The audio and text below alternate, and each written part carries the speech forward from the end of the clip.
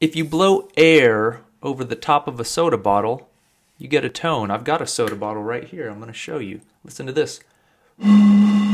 So the question is, why does it make that noise? How come you get that loud sound? And it has to do with something called standing waves, or a very closely related idea is resonance.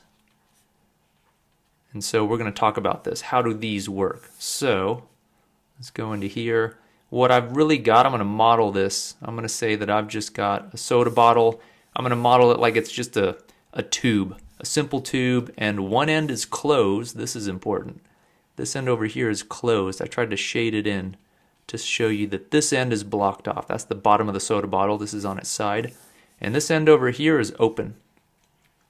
And so what happens, you've got this closed end, you've got this open end, you've got air in between.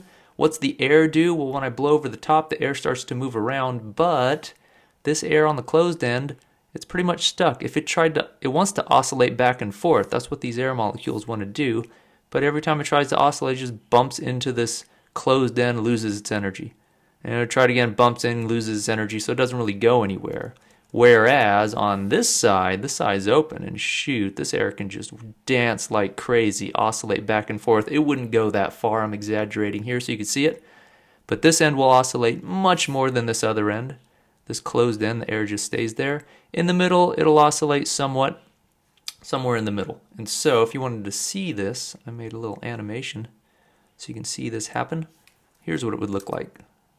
You see that the closed end, the air's not doing anything. At the open end, the air can oscillate wildly, and in the middle, it's a varying amount that gets smaller and smaller as you get toward that closed end.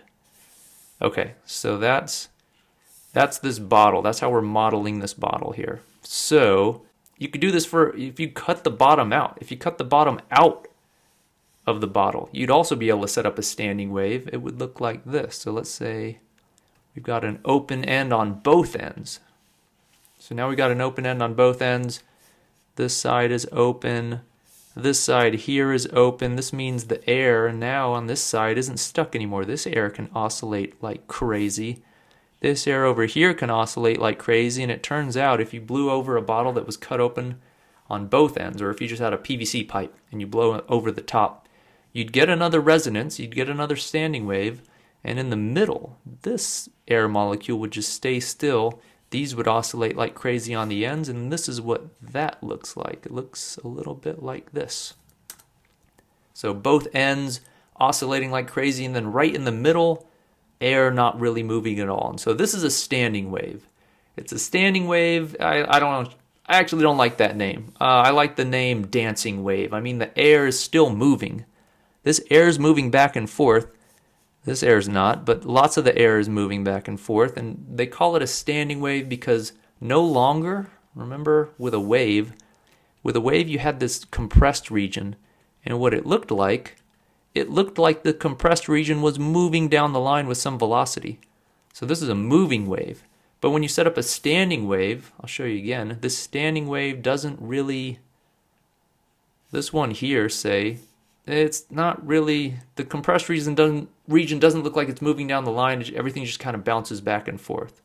So how do we describe this mathematically? That's the hard part. This is the part that drives people crazy. What we could do, we could try to draw lines. Let's draw some lines that represent where all the air particles are in their equilibrium position. Equilibrium position is a fancy name for, this is if the air was, this is our open tube, and this is what the air is at when you're just not messing with it. The air is just in this position, just hanging out. And I'm going to draw these lines here so that we know this is where they want to be, and when they get displaced from that position, we'll be able to tell how far they've been displaced. So if you did this, you took a PVC pipe, you blew over the top, this is what the air looks like before. Sometime afterward, it might look like this.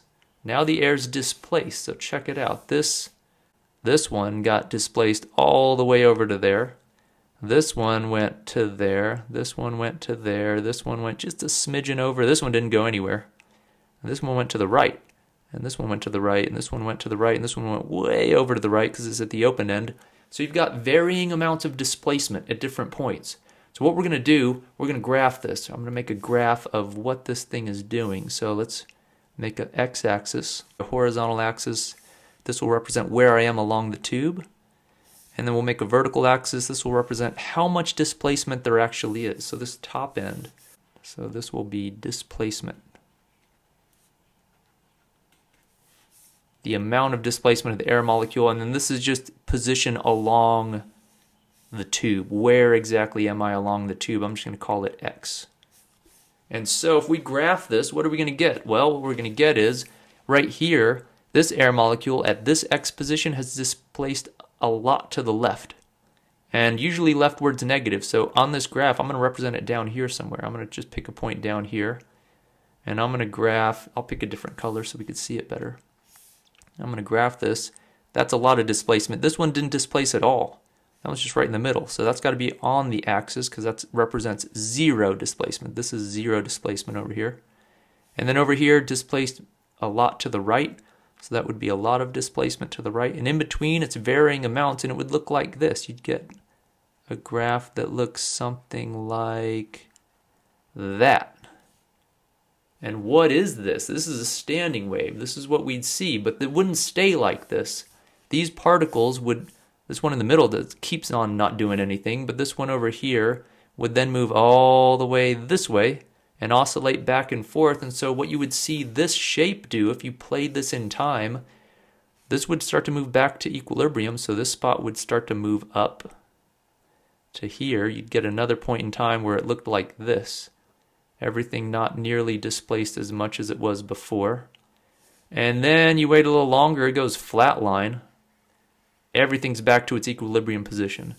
Then this one over here starts to move to the right, so now it's a little bit further to the right than its equilibrium position. And eventually it's flip-flops like this, and so you'd get a graph like that. And so this is what happens. If you watch this graph would dance up and down. This part would move all the way to the top and then all the way to the bottom. And it's good to know that does not represent an air molecule moving up and down. These air molecules do not move up and down. They move left and right. And this graph that we're drawing represents the amount they have displaced left or right. And so this graph, this peak, it's called a standing wave because this peak does not, this looks like a peak, right, on a wave. On this graph right here, this peak does not move to the right. It dances up and down now. That's what this thing does. I wish we could have called them dancing waves, but they're called standing wave. These peaks move up and down, and the node, this guy just stays right here. If this was a regular traveling wave, you'd see this node move to the right. You'd see this peak move to the right. It doesn't do that anymore, and so we call this a standing wave, and I already said it, but this point in the middle is given a special name. This point right here is called the node.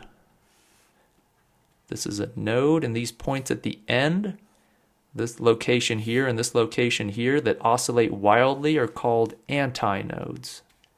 So the antinodes are points where it oscillates wildly, and the nodes are points where it doesn't oscillate at all. This particle does not move, and this point on the graph just stays at zero.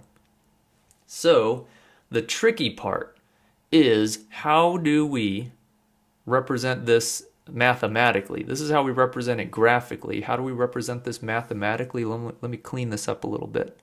The question is, how much of a wavelength is that? How much of a wavelength is this? Well, if you remember, one whole wavelength, I'm going to draw a whole wavelength over here. One entire wavelength looks something like this. So here's a graph just to represent a wave versus x. An entire wavelength is when it gets all the way back to where it started. So from some point in the cycle, all the way back to that point in the cycle would be one wavelength. How much of a wavelength is this? Well, look, this is only, it starts at the bottom, and then it makes it to the top, but that's it. It stops there.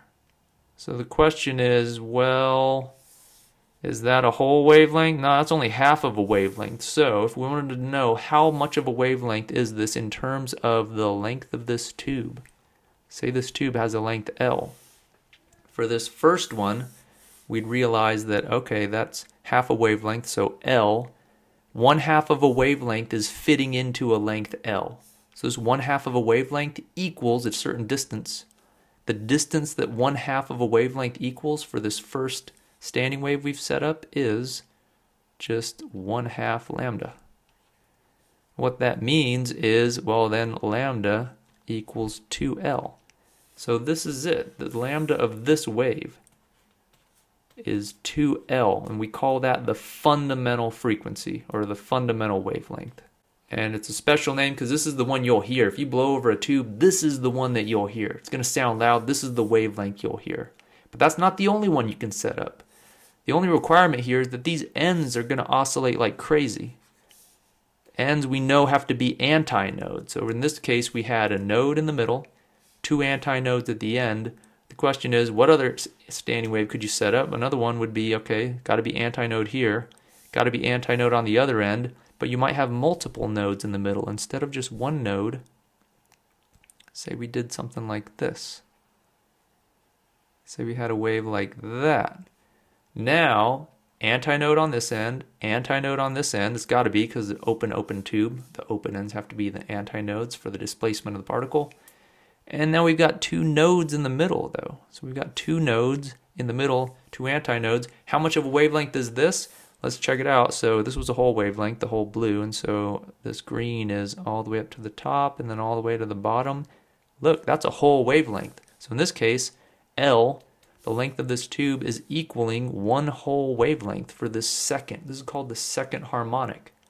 This is also set up, you don't hear it as much, but if you were to analyze the frequencies, you'd see that there's a little bit of that frequency in there too, a little bit of that wavelength. So in this case, lambda equals L. So this is called the second harmonic. So I'm going to call this lambda 2. Lambda 2 just equals L. This is the second harmonic. And you can find the third harmonic. Let's see, what else would be possible? Let's try another one. You know it's got to be antinode on this end because it's open. Antinode on this end because it's open. But instead of having just 1 or 2 nodes in the middle, I could have 3. So I'm going to come all the way up to the top. And I'm going to come all the way back down to the bottom. And then I'm going to go all the way back up to the top again. This is antinode on this end, antinode on this end, and now you got 1, 2, 3 nodes in the middle. And so how much of a wavelength is this? Let's try it out. Let's reference our 1 wavelength. So it starts at the bottom, and then it goes all the way up to the top, and then it goes all the way down to the bottom. But this one keeps going. This is more than a whole wavelength, because that's just this part. That's 1 whole wavelength. Now I got to go all the way back up to the top. So this wave is actually 1 wavelength and a half.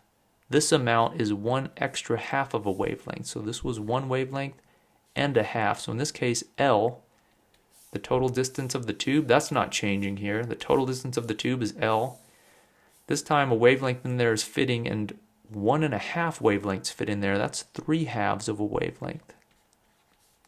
That means lambda equals 2L over 3. So in this case, for lambda 3, this is going to be called the third harmonic. This is the third possible wavelength that can fit in there. This would be 2L over 3. And so these are it keeps going. You can have the 4th harmonic, 5th harmonic. Every time you add 1 more node in here, it's always got to be antinode on one end, antinode at the other. These are the possible wavelengths, and if you wanted all of the possible ones, you can probably see the pattern here. Look, 2L, and then just L, and then 2L over 3.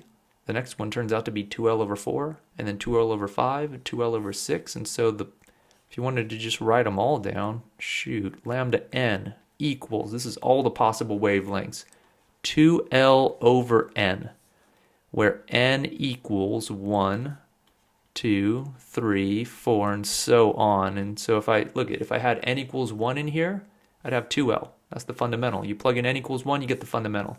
If I plug in n equals 2, I get 2L over 2. That's just L. That's my second harmonic because I'm plugging in n equals 2. If I plug in n equals 3, I get 2L over 3. That's my third harmonic.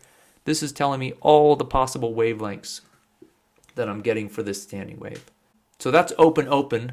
In the next video, I'm going to show you how to handle open-closed tubes.